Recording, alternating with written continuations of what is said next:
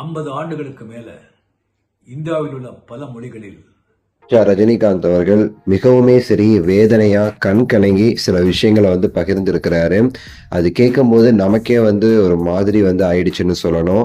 அவர் என்ன சொன்னார் அப்படிங்கிற தகவல் வெளியாகி இருக்கு. என்னங்கிறது அந்த வீடியோல பேசலாம். சப்ஸ்கிரைப் பண்ணி சப்போர்ட் பண்ணுங்க. கரூர்ல அப்படி ஒரு துயர சம்பவம் நடந்துச்சு சில நாட்களுக்கு முன்னாடி. அதை பல பேர் இப்போ மறந்து போயிட்டாங்கன்னு சொன்னாலுமே இன்னும் பலருக்கு அது இன்னும் ஞாபகம் இருக்குது. ஏன்னா தமிழ்நாட்டில் ஒரு இருள் நிறைந்த ஒரு இரவு அன்னைக்கு ஆச்சு.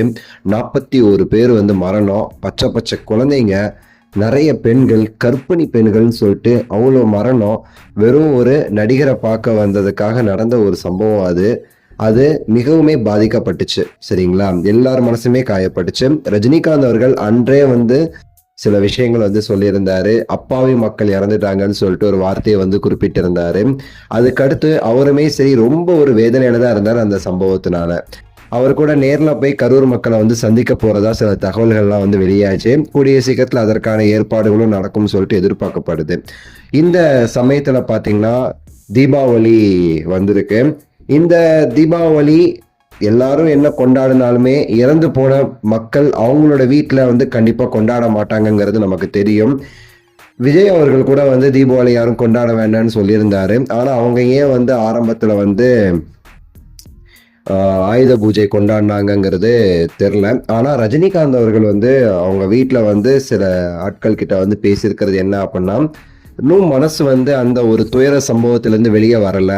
இன்னும் எனக்கு எப்படி அந்த பச்சை பச்சை குழந்தைங்கள்லாம் இறந்து போனாங்க, அவ்வளோ பெண்கள் இறந்து போனாங்க, அது நினைப்பாவே இருக்குது, டிஸ்டர்பாகவே இருக்குது. எனக்கு தூக்கம் கூட சரியா வரமாட்டேங்குது. தீபாவளி கூட கொண்டாடுற அந்த ஒரு இதே எனக்கு வரல, மனசு வரல, கொண்டாடாம இருந்துடலாம் அப்படின்னு சொல்லிட்டு நான் யோசிக்கிறேன் அப்படிங்கிற மாதிரிலாம் பேசிட்டு இருந்ததா சொல்றாங்க.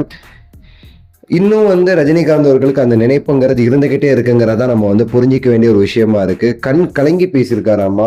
எப்படி அந்த பச்சை குழந்தைங்கள்லாம் அவங்க கூட்டு போனாங்கிறதே எனக்கு நம்ப முடியல. ரொம்ப கஷ்டமா இருக்குன்னு சொல்லிட்டு அந்த அந்த விஷயத்த பத்தியே இன்னும் பேசிக்கிட்டு இருக்கிறாராமா ரஜினிகாந்த் அவர்கள். விஜய் அவர்கள் ஃபீல் பண்றாராங்கிறது நமக்கு தெரியல. ஆனா அந்த விஷயத்தினால ரஜினிகாந்த் அவர்கள் போன்ற பல நபர்கள் இன்னும் அந்த துயரத்துல இருக்கிறாங்கிறது நமக்கு தெளிவா தெரியுது. உங்க கருத்தை சொல்லுங்க. லைக், ஷேர் பண்ணி சப்ஸ்கிரைப் பண்ணுங்க. நன்றி, வணக்கம், மகிழ்ச்சி.